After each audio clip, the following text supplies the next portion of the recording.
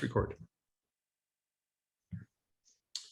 Okay, well, guys, we had an opportunity last week, to meet with and spend some time and bask in the energy of our CEO, Luis Kasuga. And I just wanted to get some feedback from you before we carry on. What was the one or two key things that you took away from that meeting? About the person and then about the business. Well, for me, about the person, I took away a lot of humility. Like, I just think he's a very genuine, caring, and humble CEO who actively wants to have a connection with, his distributors and like work with them to really create the global wellness community, realizing it's not going to happen from one end of the coin. It's going to be all of us working together in that way. So I think he has a lot of humility in terms of opening up those channels of communication and collaboration. And then my biggest takeaway in terms of the lesson was the perspective around leveraged income. So I'm glad you said that. Yeah.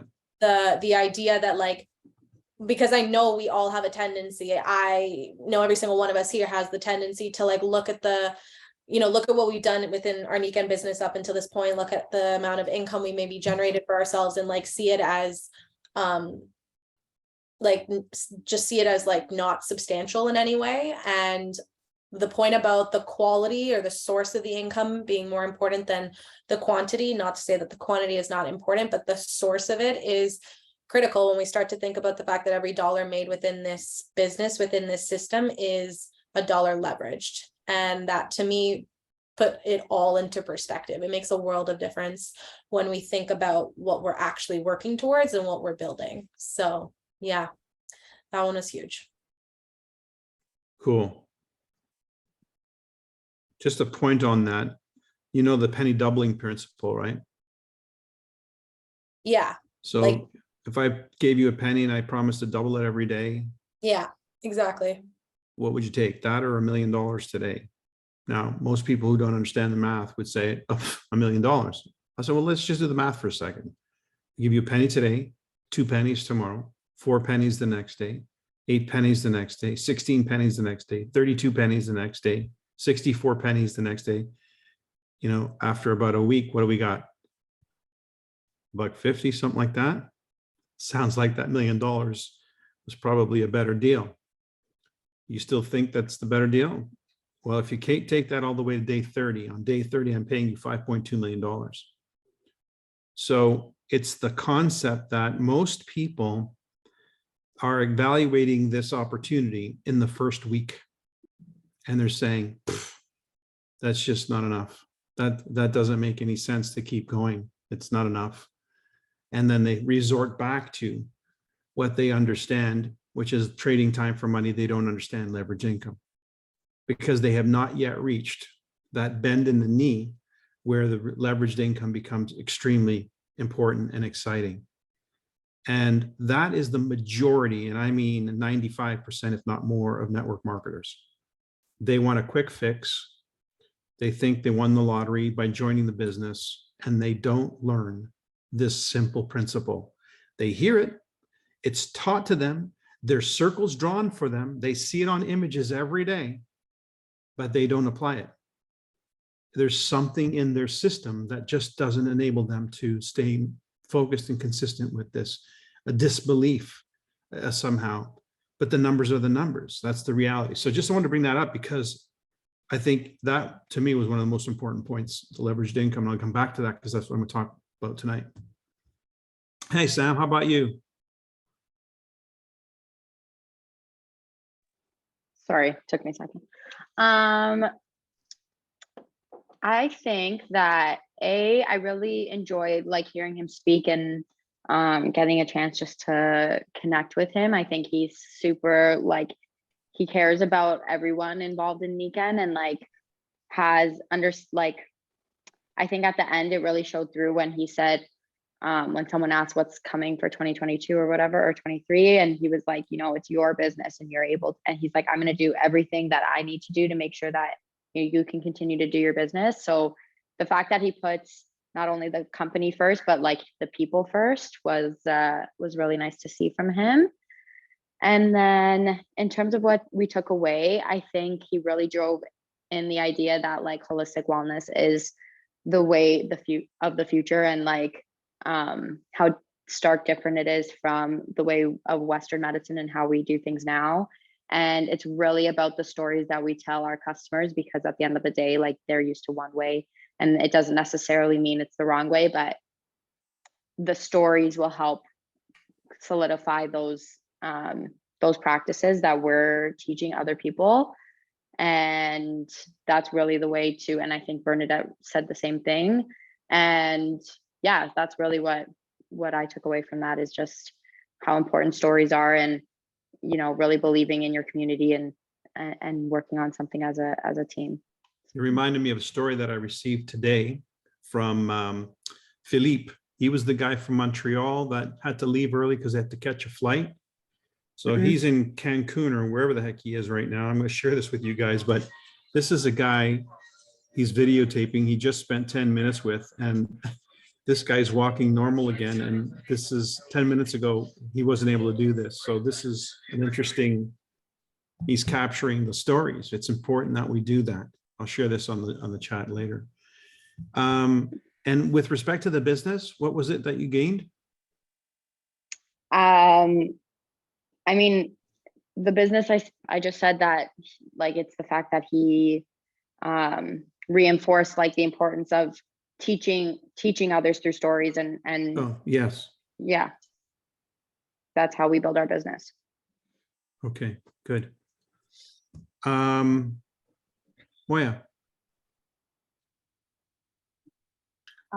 Yeah, similar to what Elena and Sam were saying. Sorry. I like the fact that he's very relatable. He seems very genuine, and that he really does care about us and not just profit. You can really tell that he's a servant leader, and he's driven by just his ability to help others. And also, yeah, I like the fact that he drew together that we have to live in harmony, like both, it's like holistic wellness and the Western medicine, like it's not one or the other, it's like both of them living in harmony together. I think that was a great driving point, because a lot of people could possibly come into this business thinking, okay, no, it has to be this one way, and that's the only way. And I think I get a lot of the backlash as well too, people saying, oh no, well, like it's not all just spiritual, it has to be, sometimes you got to go to the hospital, and just that whole backlash. So I like the fact that he acknowledges that, like it's not one way or the other way, it's just living in harmony, and how we can use both to like live healthy lives. I think the point he was making about the allopathic medicine is, if you got a critical situation and you need an immediate resolve, those things can serve you. Mm-hmm. However, how you got there is a holistic concept. It's, you didn't get there overnight, and you need to address the core issue, and that's a wellness subscription, if you will. Yeah. And so I think that was a brilliant way of validating the Western healthcare system, while at the same time putting the focus where it ought to be, mm-hmm. which is the core cause of illness and stress and so forth. Yeah, excellent. Samantha. I can't hear you. Oh, but I have my camera off.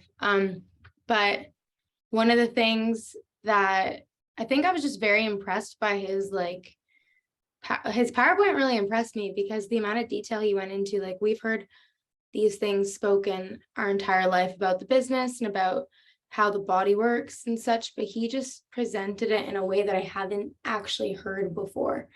And I think that was really impressive to me, because I've heard it so many times the same way.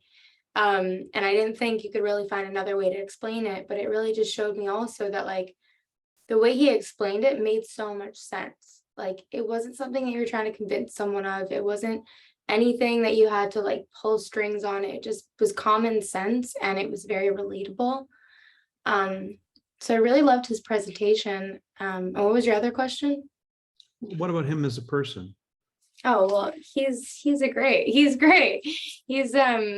very personable. He's very knowledgeable. Like I don't know, you kind of think he's like a quiet, humble, because he's humble, like he's a quiet man, but he doesn't seem like he's engaged, but he listens. And I really like that he is very much listening to like understand, Good. and he takes notes and stuff. I think that was really awesome. Yeah, well, he certainly did with you guys. Yeah. Sophia, demand the business. Yeah. I mean, yeah, I think I already had a few interactions with Luis, but I think having him here in person, I just realized how easy he is to talk to and how like he really is just like a cool guy that you would just want to hang out with. Like he has a really great sense of humor, and there's no like, you know, a lot of times I think with people who are maybe in like higher positions, we get intimidated around them, but with him there's no sense of like intimidation, there's no sense of like hierarchy. So I really love that. And then in terms of the business, I really, for me, it was like the leverage income aspect as well, that little like shift in perspective that he gave us, that you know, $1 made with leveraged income is better than $100 made trading time. And you know, when he kind of showed that little breakdown, when he was showing like how people usually spend their time in a day, like there was like the 8 hours to work, 8 hours to I think it was sleep. like 8 hours to sleep, and then 8 hours of like Quality of life. quality of life. Time. Right. And then some people work even more than that. Some people work like 10 hours and sleep like 6 hours, and maybe have a quality of life or whatever. And it's like, okay, so this is what we have to work with. And then The difference then is like $1 then versus $1 today, where like what you were making back then, right, formula would have actually afforded you a pretty decent life compared right, to today. right. There was, I think Today he it's like said you that. have 2 people in the house making money, and like still it never seems to be enough. And Well, he was referring to a mortgage. That's a real number. Oh, So yeah. Yeah, I he think said it a was, I think one person in 10 years could pay off a mortgage for a house, the average house. Today, 2 people working 30 years can't. and what Right. about like if you even think, bring it down to maybe like us a little bit, like student debt, student loan debt. I don't know what it was, Papa, when you were going to university, but I'm guessing it's a lot more now. Probably, yeah. So So these are really good concepts, because Yeah. a lot of these things we've never integrated into our conversations, into our presentations, but the value of time. And Yeah. I didn't quite get that last point. So some people work more than others, but where did the leverage time come in? I think, He Elena, said, do you remember? Because I remember, I shared I this, don't I actually really shared remember, this I with just my remember it family was the other really day. impactful. Yeah, I shared this with my family the other day because it was really powerful. It's an easy way to break it down. So he had 3 columns. The first was time you sleep, time you work, and then your quality of life, which is reflected in your leisure time. So 8 hours, 8 hours, 8 hours. Again, then he brought into context, like if we were dividing it evenly, and like you had 8 hours of sleep, 8 hours of work, 9 to 5, and then 8 hours of quality time. And, you know, at some point, like you mentioned, somebody working this formula would be able to pay off a mortgage in one person in 10 years, compared to today, where you have 2 individuals in a family not being able to pay off their mortgage, working 30 years of their life. So the formula doesn't support a good quality of life anymore. Maybe at one point it did, but today it doesn't. And so what he was saying, he's like, not to mention, if you are trying to get a raise, tack on more time for work, you know, 10 hours. Oh, no. Sorry. First is, okay, so this is not working anymore. The even distribution of 8, 8, and 8 doesn't serve us anymore. So now let's add more time to work. If we're working in the condition of trading time for money, how do you make more money? Trade more time. So now you're doing 10 hours of work. Maybe it's 6 hours of sleep and 8 hours of quality of life, or 6 hours quality of life, 8 hours of sleep. So you're compromising on one of them. Not to mention, if you're trying to get a raise and increase, you know, your level of pay, tack on 2 or 4 more hours to get that promotion. So now you're working like 16 hours, 14 hours in your day, obviously your sleep and your quality of life have now been compromised. And he said, instead of working harder, you can start to work smarter by, you know, maybe instead of doing 10 hours trading time for money, you do 8, and then the other 2 is now put towards building leverageable Bridged income. income, Yeah. leveraging your time to build an asset. And that's where you start to work smarter rather than just working harder. And you start to change the formula, or not change the formula, but like, Yeah, you augment the formula. yeah, you actually, yeah, you augment the formula. So this is all good. And there's a reason why I want to start with this, because at the end of the day, I think what he came and gave us all, was a level of comfort and trust. And there's a book by Stephen Covey's son, I think, maybe it's Stephen Covey Jr., called The Speed of Trust. Business literally works and grows at the speed of trust. If there's a breach in trust, the business comes to a grinding halt and can implode. And so trust is the key factor in relationships. Trust is a key factor in business. And in our business of relationships, trust is the absolute quintessential fuel and currency. Trust is the currency. Mhm. So if you have a high degree of trust, then you're going to have a higher degree of confidence in whatever it is that you're going to do. If you're talking about the products, you're going to have a higher degree of confidence in the products. If you trust the products, and of course, if you gain that trust through personal experience and the information that we shared. I shared a video on your chat a few days ago by Dr. Roger Drummer. If you haven't watched it, watch it. I don't know, Savannah, if you've watched it yet. This is the most comprehensive and most intelligent information you've ever received about a few of Niken's key core nutritionals. The Siaga, for instance, the Jade Greenzymes mushrooms, and he also talks about the joint formula. But I bring this up because when you hear what he has to say, you're going to gain a whole new level of understanding and trust in the formulation of Niken's products when it comes to the nutritionals. And if you're going to be like me, if you're like me, you'll listen to that thing and you'll say, holy crap, I need to be taking more of this. I need to be more consistent with this, which I've been since I've been listening to it. So I want to encourage you to listen to that audio. It's only about 20 minutes. I spent 4 hours on a train going from St. Petersburg, Russia to Moscow with this man. We shared the stage in Russia, and he spent most of that time educating me. In fact, one of the things that he brought up, which he does on this video, is that mushrooms is the #1 prescribed thing before chemotherapy came out for cancer. So it's a preventive cancer, it's a cancer treatment.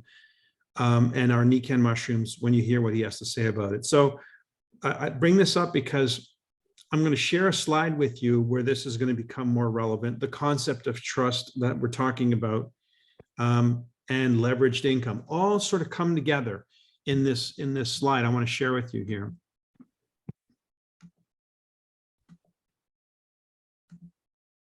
So let's have a look at this thing.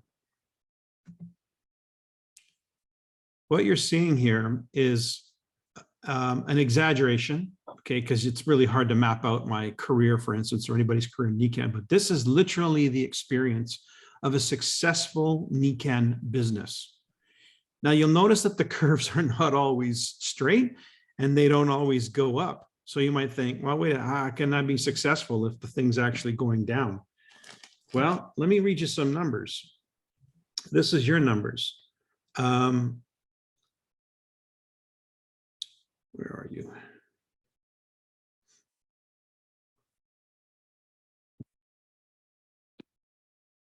There we go. No, that's not it. I'll find it. The numbers that you guys, here they are, stats. All right. So Elena, here's your gold consultant in Niken, 26 customers, 15 consultants, 5 executives, 1 silver in your organization.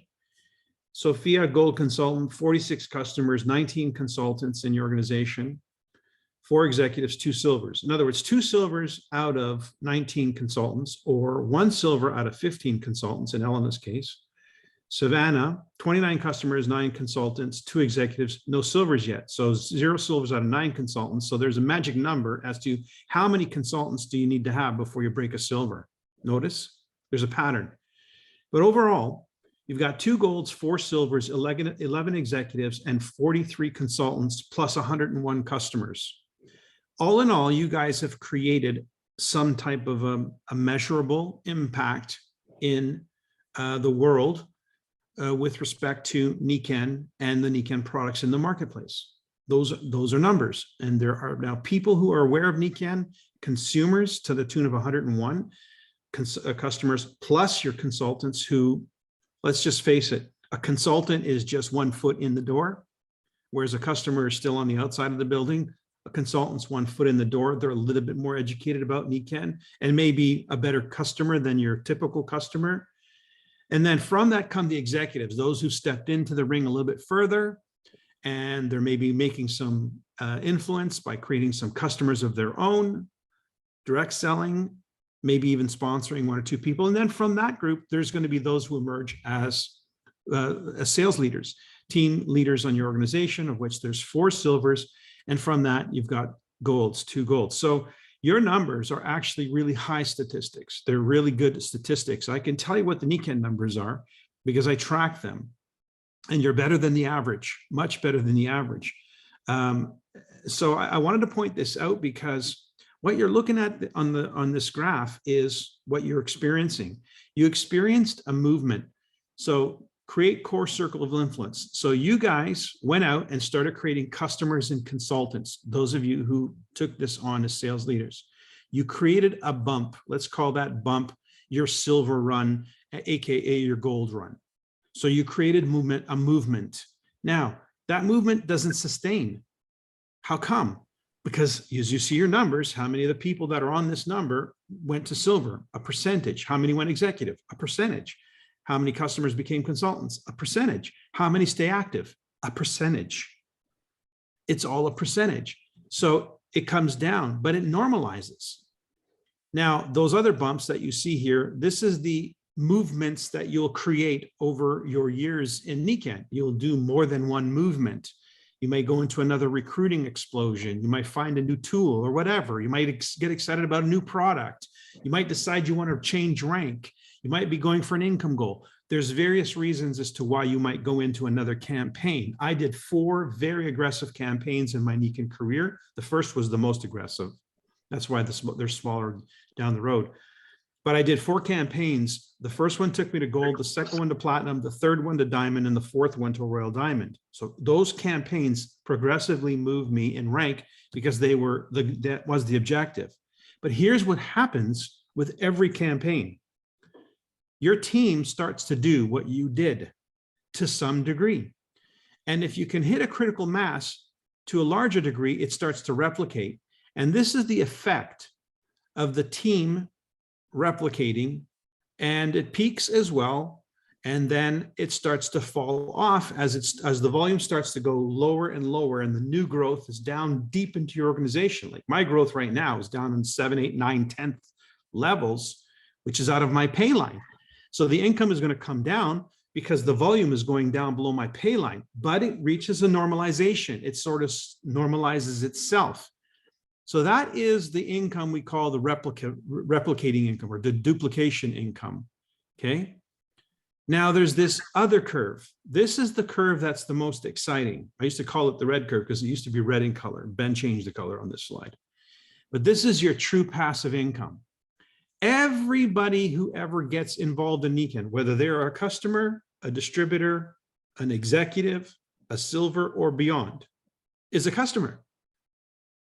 We're all customers. We're all consumers. And if Nikken does its job of maintaining good quality products, managing the pricing on that, and the manufacturing, the distribution, delivery, etc., if they do a good job of bringing other stuff into the market, if we do a good job at selling the concept of the wellness home, where it's not a one-time purchase, but it's an ongoing experience, especially when it comes to something like auto ship, the nutritionals, and of course the filter cartridge replacements, which right now the primary repeat business you guys would have is the cartridge replacements. Getting people on auto ship on that is smart for them. If they like their product and they want to keep their product working, just like their car, you got to bring it in for an oil change. And they tell you when you need to do that. You should do it when they tell you.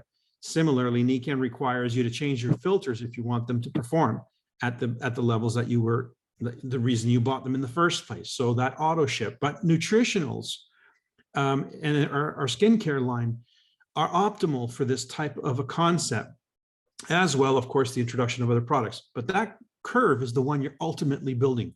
That's what you're aiming for. That's the real key, is the increase in number of consumers, whether they're a consultant for a season, an executive for 2 seasons, a silver for 3 seasons, and retire. It doesn't matter. The point is they all are consumers. And as long as we keep our consumers consuming, then that's a growing curve. That curve does not stop growing. It is an increasing curve. And as you see, it levels out as time progresses because you become less active in terms of the business building. But there's where your passive income comes from. That's those pennies that I was talking about earlier. Most people, they quit before they ever experience that real benefit. And so if you understand the business model and the game you're playing, the goal here is to create passive income. I enjoy passive income. 50% of my income every month is already earned before the first day of the month. How is that possible? Auto ship. 50% of my income is earned before the month begins for that month, because it's on auto ship. Half the volume is on auto ship. So that's a robust consumption of Nikan products. The other 50% comes from the direct sales and the sponsoring of that green or that blue curve. So keep that in mind, that that's the ultimate experience in this. So leveraged income is all the income that's happening besides the income you're creating from your experience. Your experience is this blue line down here. But the other 2 green lines, and those are the leveraged income. And as Luis said, $1 earned there is better than $100 worth trading time, because if you can make $1, you can make 100. If you can make 100, you can make 1,000. If you can make 1,000, you can make 10,000. And I assure you, if you can make 10,000, you can make 100,000. My income here, this curve here, this peaked for me at 303,000 in a month, for a month. Okay, that was my peak income during my business building and the replication as I was running for Royal Diamond. And then as I hit Royal Diamond, I think I hit 100,000 when I hit Royal Diamond, and that would have been down here. And it peaked at 303,000, the momentum from going Royal Diamond. So there is a reason why we ask people to set goals, especially for ranks, because that creates a vacuum effect. It creates a replication. So getting back to why then would people quit, or more specifically, why wouldn't you guys stay on it in terms of a certain level of intensity until you can get that airplane off the ground and start to experience it starting to actually have lift and the wind lifting you?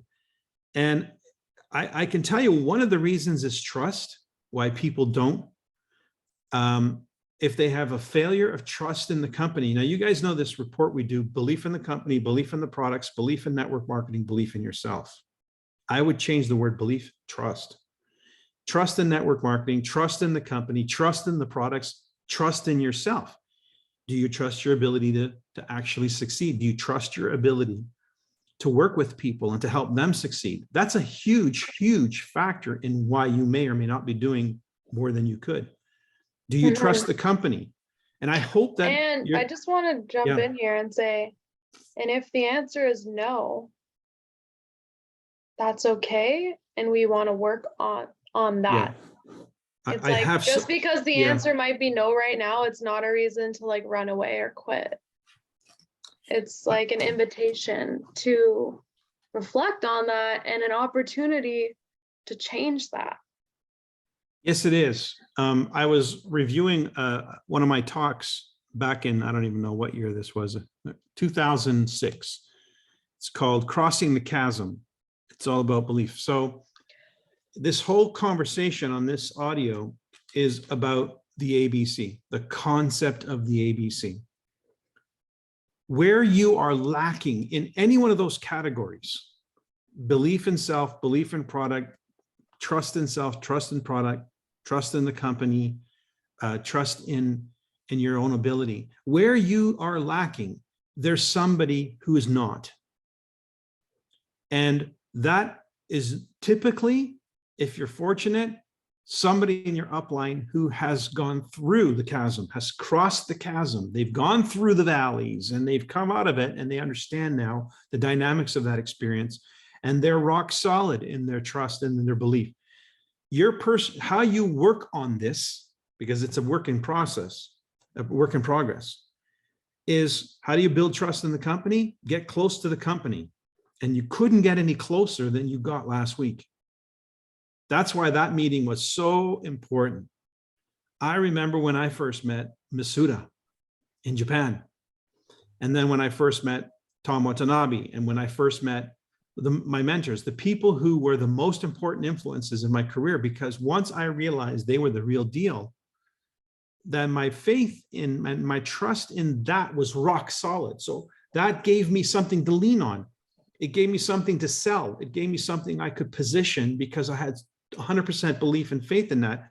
And to see that Nikken has such a powerful, humble visionary at the helm is critical. I know some of you, Sophia and Savannah, I don't know if Melanie, you remember, but you probably interacted with Kurt Foley, our last CEO, and didn't have the same connection.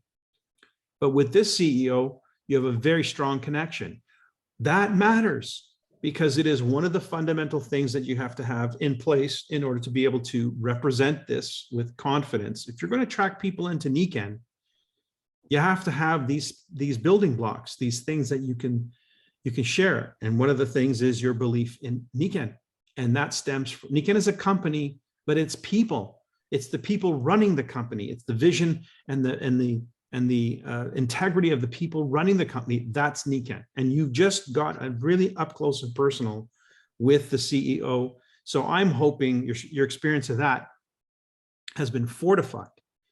Your experience with the products comes from using the products and hearing other people's stories. And what this guy did in Philippe in recording his experience right there live as it's happening is it's cataloging those experiences, because you know what? You're going to forget. You'll forget some of these things that happened to you.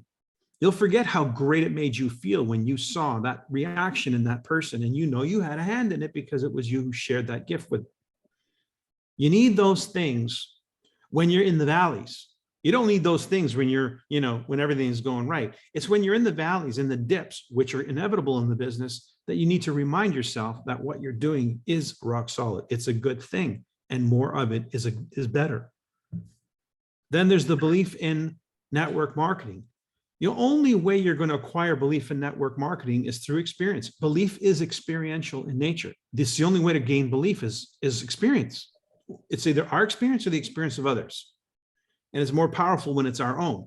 So if you've sponsored somebody, if you've at least experienced the process of their enrollment, you got somebody who actually went online, paid their $20, put their social insurance number in, etc.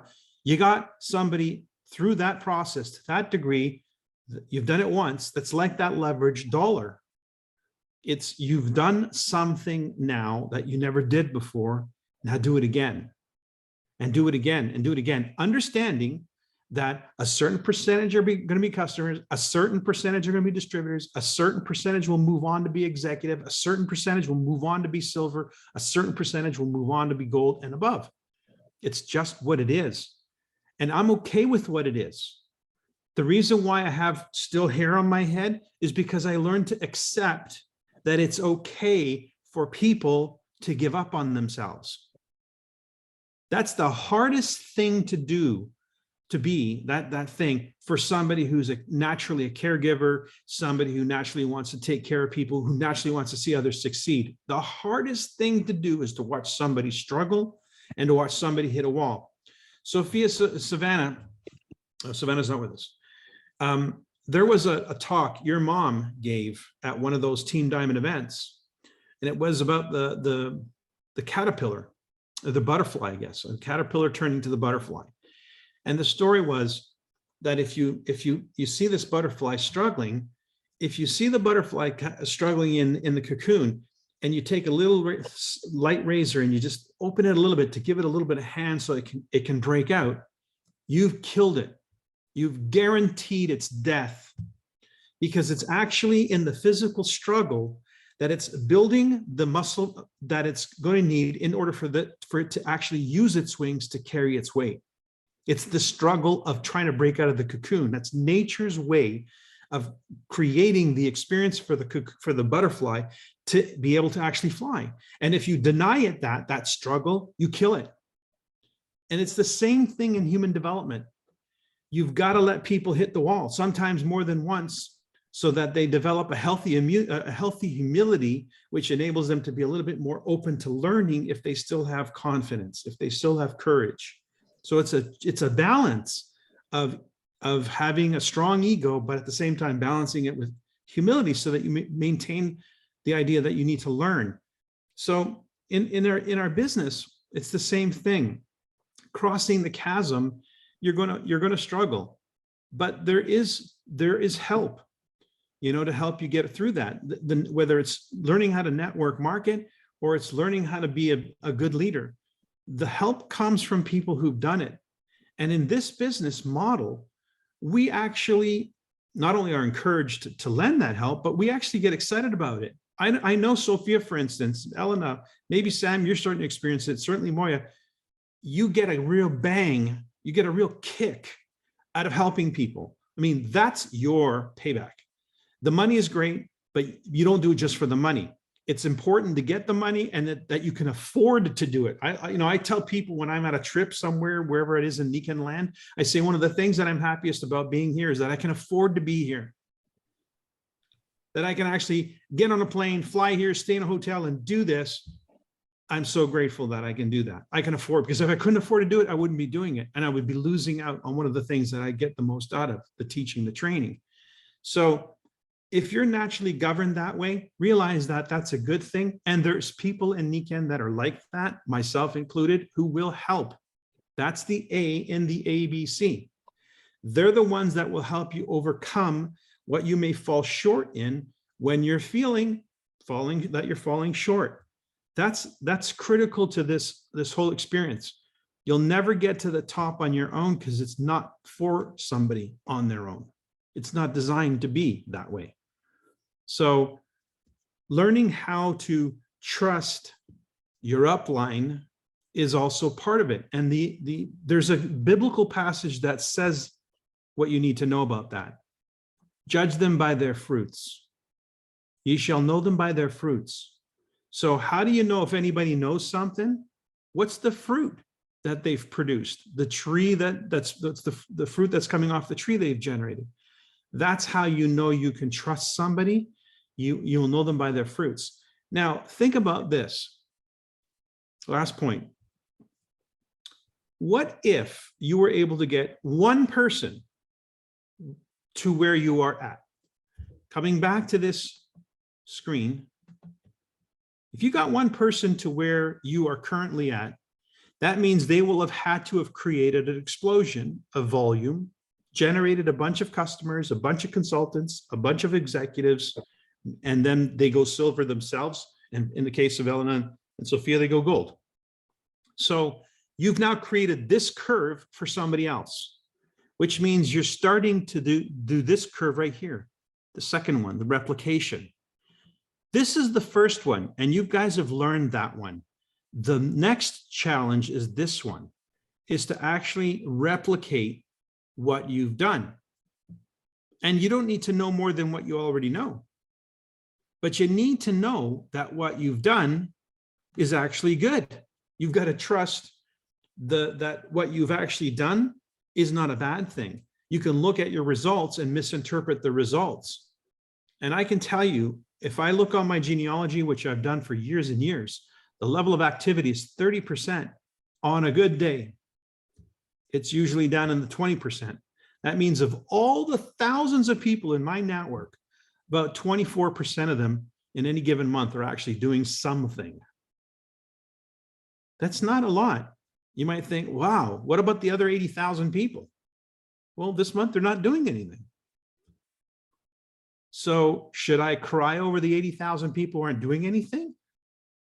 Should I worry about them? Or should I just keep going? Keep going, because what we're doing is mattering. And those 80,000 people came into the system in one way or another and are part of the system, the community, and will engage in the community to whatever degree they want to when they choose to. But they're going to know something about me, that I'm always here. I'm here for them, because for me, it's not a thing I do every now and then. It's a thing that everybody in the Nican land knows. Mike is one of the rocks of Gibraltar when it comes to Nican. You know that if you call him, he'll answer. If you text him, he'll reply. If you email, you'll get a reply email. Everybody knows that about me because that's been true. So be a rock for your team. And even if your team consists of one person, it's one more than a person who doesn't have a member on their team. And then just keep going, because you'll have 2, then you'll have 4, then you'll have 8, and that penny doubling will start to happen. And that leveraged income will become more and more relevant in terms of your lifestyle. So it's a very, very fine line between the winners and the losers in any game. You think about this for a second. Golf, it's a game I like to play. Do you know the guy who wins the tournament or the girl who wins the tournament? They just have to win the tournament by 1 stroke. 1 stroke. If they're playing 4 days, that's 36 holes a day, or excuse me, 18 holes a day, 36 times, that's 72 holes. So all they have to do is win the game by 1 stroke. And you know the difference between first prize and second prize? First prize is over $1 million. Second prize is around $250,000. 4 times the amount of money, but you only need to be 1 stroke better. How about the winner of a race? Horse race. They just have to win by a nose. A horse race, they go around the track, however fast they go, however long it is, but the winner has to only win by a nose. Does that mean they have to be, and their first prize is $1 million, usually minimum, sometimes it's more. Second prize, again, somewhere around 150 to 200,000. Does the horse that wins, they don't have to be 4 times faster. They just have to be slightly better than the one. So when you understand that in business, that's real. The razor's edge, you don't have to be that much better than anybody, but you just have to be consistent. That's the difference. That's the nose. That's the stroke. It's the consistency that separates the wheat from the chaff, the people who experience leverage income from those who just look at it as a fantasy. So, any fears that you have about recruitment, bringing on people? I have a question. And it's in regards to the duplication process, because you mentioned there are 2 things that I think, well, I don't want to generalize, but I'll speak with respect to my businesses. 2 things that are really falling short, and it's the importance of auto ship, and the second is the duplication process. And you mentioned that the only thing that you need to know is like what you have done. So I think with respect to getting someone to gold, for instance, and the hesitation with that one is that, like, what if you didn't necessarily like what you've done? Like in terms of duplicating. Reframe it. What you did, Elena, is you did a book of business. A real estate agent, they have a book of business. And if they don't sell another house, they don't make another penny. They don't get paid for houses they sold yesterday. That's done. Once that's done, it's over. They don't keep getting paid for that house. So books of business is what we have. The difference is in this business, there is a residual. Now think about it, you did earn leveraged income and you still are. It's not as much as you would like. Why? Because, as I said, you didn't get the plane off the ground. You got it down the runway and it was just about to get liftoff, but then, you know, life, whatever, and you throttled back.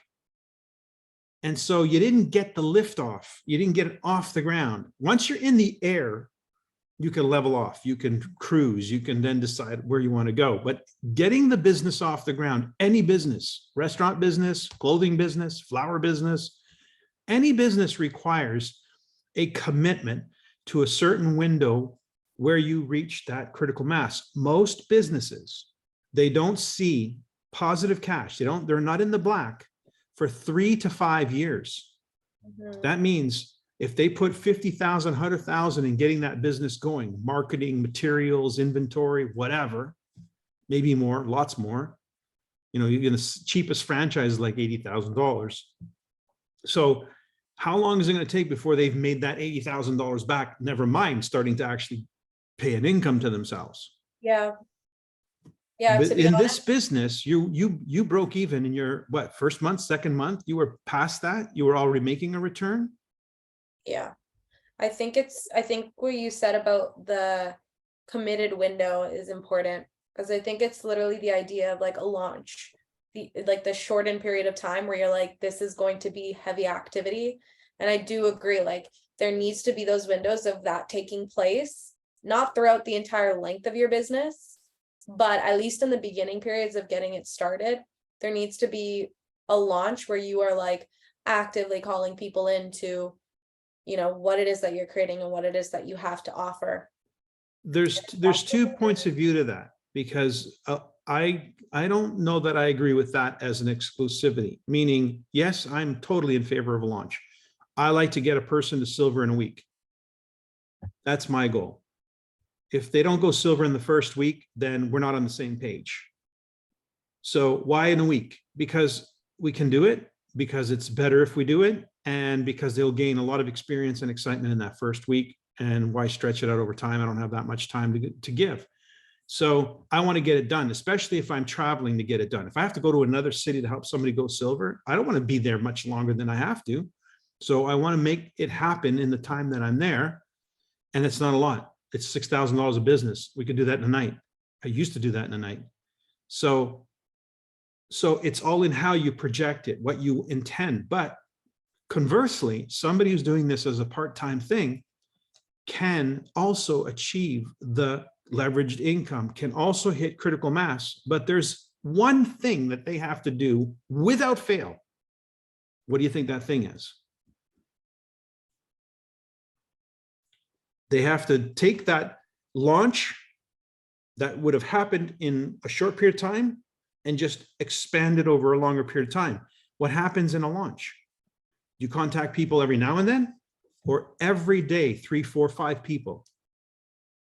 You just stretch that out over a little bit more time. So at least 1, 2 people per day, but that doesn't even happen.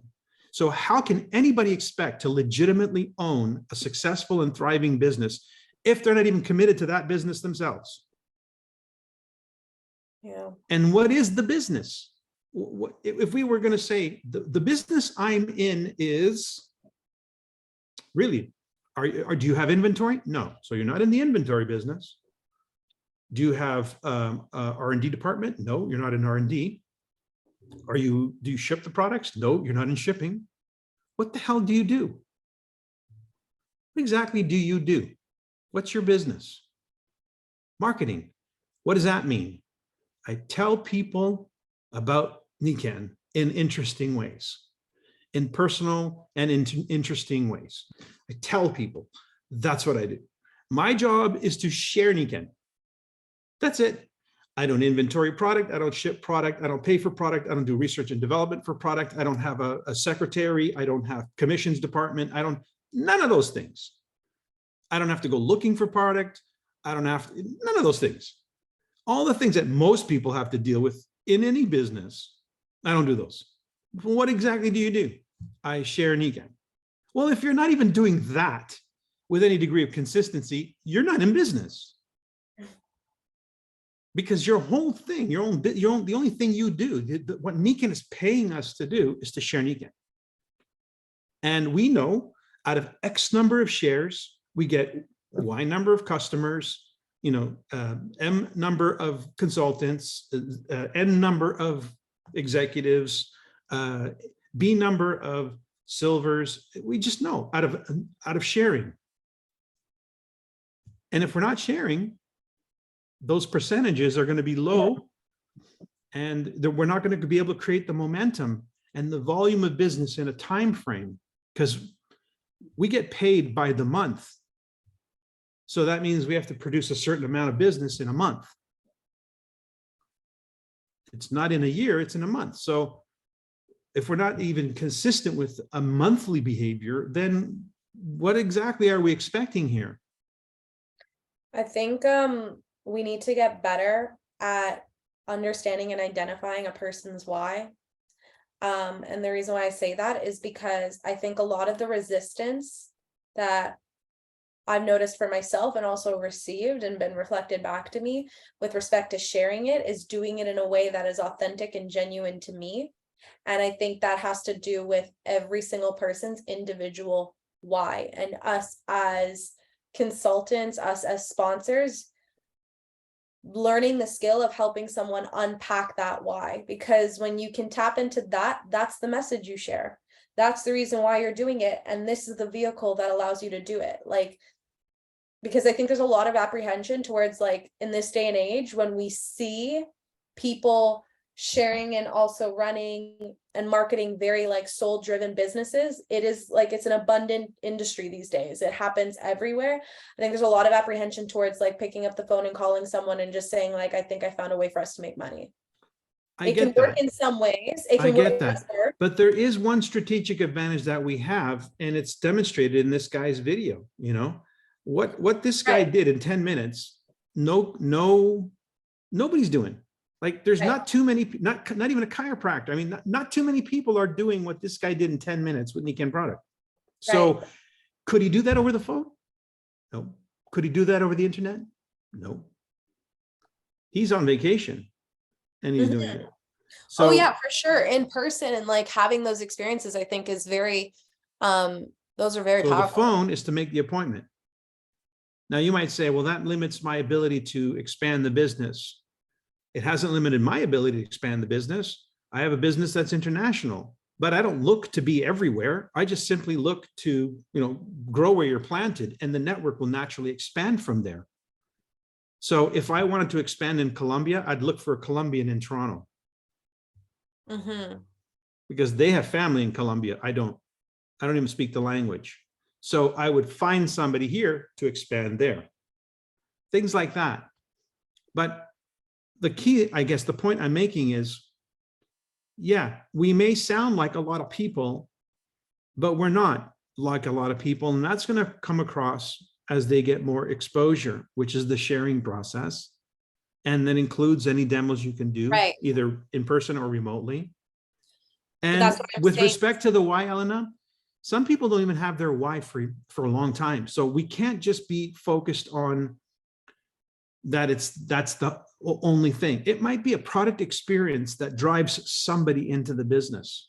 Right. But that's what I mean. Like, once you've covered those bases, there's been the product experience. There's been the introduction into the discovery process. They've enrolled, they've bought their products, like all of these kind of main milestones have happened. And there is still the resistance to sharing. There's a resistance to share. Where does that come from? I'll tell you exactly what that is. What is the concern? What has happened in the last 2 years if you share your opinion about COVID? Yeah. God forbid you talk to somebody who is, 5 times jabbed. You understand, we've experienced censoring, ghosting. What's the other ones they call it? Cancel. Shadow banning, cancel culture. Yeah, absolutely. Absolutely. So to have an opinion right now, it's like, I don't know if I should say this out loud, but that's what we're paid for. We're paid to have an opinion. Influencers are paid to have an opinion. We're not going to get everybody. If all they have is an opinion where their friends and family are concerned, and that's the lifespan of that person, we now have a new family in the Nikken community using Nikken products. Are you okay with that? Because I am. They don't go on to build a business. I'm okay with that. I want to help Nikken become the #1 wellness community in the world, which means they have people participating in their well-being. The presentations that are now happening on Tuesday nights with Dr. Gary Lindner, the last one was the one they did this Tuesday. Those presentations are perfect for those people who don't want to build a business, but they definitely want to know about how they can be better and healthier and what they can do for their home and their home environment. So let's give them that information and let's invite them into that process. Enroll people into active wellness and enroll those that are really zealous about it into the business opportunity of sharing active wellness. The strategy that's working best in Latin America is enroll them in humans being more, the whole wellness seekers, as Luis puts it, they are wellness seekers. Enroll them in wellness because they're wellness seekers. Share with them the humans being more culture and philosophy, and then through that, they're going to discover there's actually a business on the other side of this. That's the funnel that they've got going in Latin America. That's working really, really well.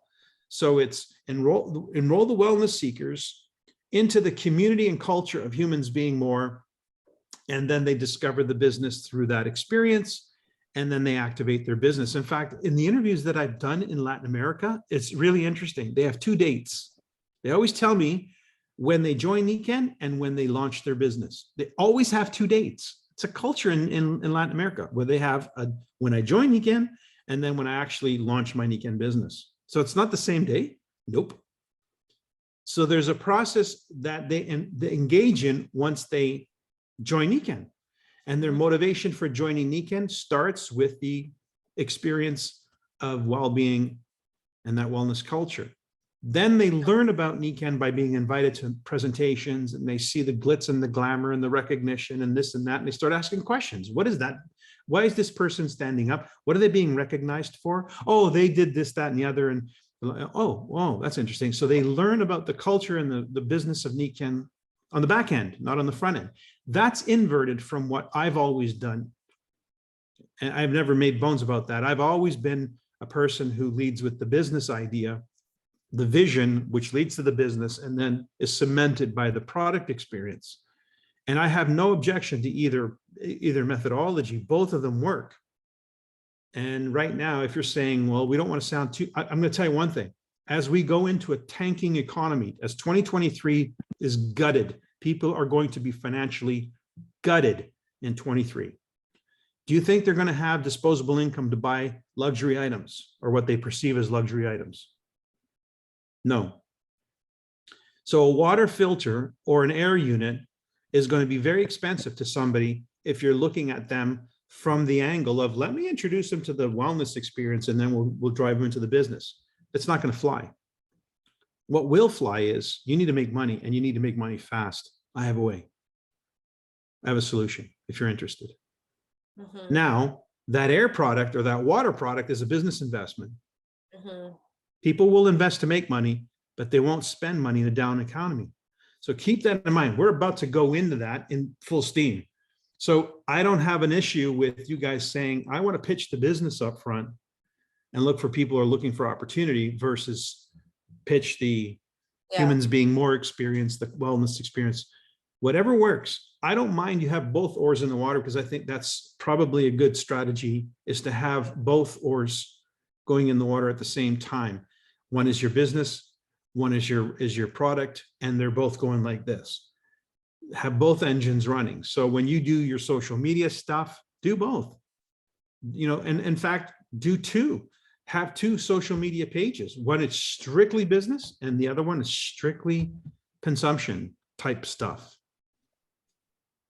Yeah. Like Savannah, she really enjoys doing product videos and things like that. It's hard though to do that work. If you're consistent with it, it's good. But that's one channel. Then open up another channel, which is all about lifestyle and you know, what it means to actually, what's leveraged income. Talk about what Luis talked about. Do a video You on don't that. have to even have to. You can have one, so people can get the full picture on one account. Okay. Like, I think that's better, because ultimately social media, it's a connection game, not a content game. People want Okay. to fall in love with the person behind the product or the person behind the opportunity. If I can relate to that person, then I'm going to buy whatever they're selling, whatever they're promoting. So I think it's just better to have it consolidated on one account and make you are the brand, right?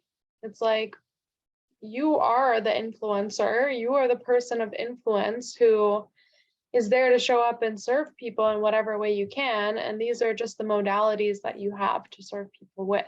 I think you guys have a concept that you've not run with yet, which is the conscious connections. That and on the front end, because people want to be engaged in that. And it doesn't require a purchase to get engaged. It doesn't require commitment. But once they start following and falling in love with that, it's like what Bob Proctor used to do. This is what Bob Proctor used to do when he was with NICAN, supporting NICAN people. He would, if he was on an ABC call with me, he would say to the person, Sophia, you know, if you call my office right now and you want to hire me for an hour, you're going to find out that I charge $15,000 an hour. However, if you join NICAN and you get your NICAN products, then you can join my calls for free. Yeah. People would join and buy the products just so they could be connected to the message that Bob was delivering, the content that Bob was delivering. That was a very powerful strategy. So that's kind of the conscious connections world, where you guys are creating a culture and an experience of conscious connections, conscious information, and then showing them how to live a holistic life, which includes active wellness, which, you know, when it comes to active wellness, the brand that we've partnered with, the one that we feel most confident in, is the NICAN brand, because they have a total approach to wellness, and its origins are Japan, which is the healthiest nation. So you can tell people why you've chosen NICAN as your brand when it comes to wellness. Mm-hmm. And by the way, I think everybody should do that anyway. It comes back to, now you met the CEO. You can talk about that now. You now have that as part of your story. And when I met NICAN CEO, that's when I knew this company had at the helm the right person to make this vision a reality. You own that part of that story now. Use it in your recruiting. But recruiting comes from trust. Do you have trust in the future? Do you have trust that NICAN is going to be there for those people if they decide to take it seriously? Is NICAN going to be there for them? Are the products going to be there for them? Is the compensation going to be there for them? All you can do is lead the horse to water. You can't take responsibility for whether it drinks, but you do have a responsibility to bring it to the water. And that's how I kind of feel, you know, because I get upset too. I mean, I was upset for you guys when I saw that, you know, you were upset and things were not everybody wasn't, you know, people weren't showing up on the chats and stuff like that. I was like, what's wrong with these people? They think there's actually something better out there. Good luck. Go knock your head against the wall. We'll see you in about a year or two. See what's changed. Because I know, you know, you've been out there. You see, they think there's something better because it wasn't packaged in the bow tie, in the bow that they were looking for, what they imagined. You know, if you would have told me 30 years ago, Mike could build a career around this, I'd have told you you're nuts. This is not me. I'm a singer. I'm a songwriter. It wasn't packaged. And I was a diamond making $30,000 a month and still wondering if this was for me. It took a long time for it to really sink in. This is for me. This is who I'm meant to be. So I don't blame people for being passive about it or whatever, but it's hard.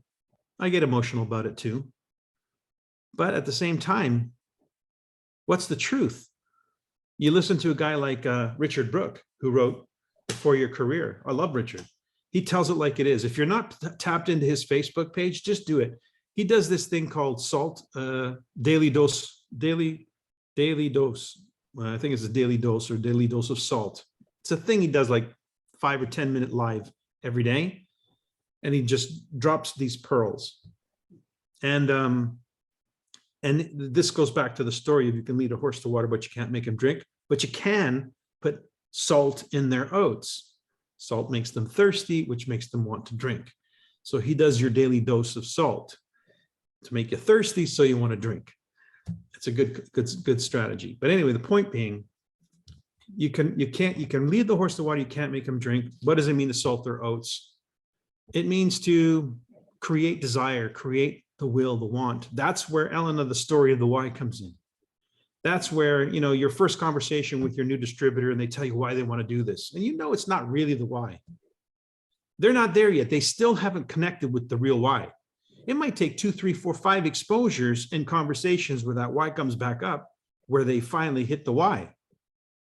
I was sitting in Ben Dunkelman's penthouse at Bay and Bloor, the guy who started Tip Top Tailors, who owned Tip Top Tailors, was 75 years old. And I don't know, I mean, a month or so in Nikken, 3 weeks. I don't know how long I was in Nikken. I was sitting there in his living room, dropping off some audio cassettes, stuff like this, but we had cassettes because he wanted to promote Nikken that way. And he says to me, I haven't been able to sleep on the sleep system. And I'm looking at him shocked. I'm like, why? I thought there was something wrong. He says, oh no, not that. He says, every time I get my sleep system, I lend it out to a friend. They won't give it back. So he said, but I got smart. This time I bought 3. And the last 2 nights, I finally got a chance to sleep on the sleep system. And he looks at me deadpan in the eyes and he says, Mike, I feel 20 years younger.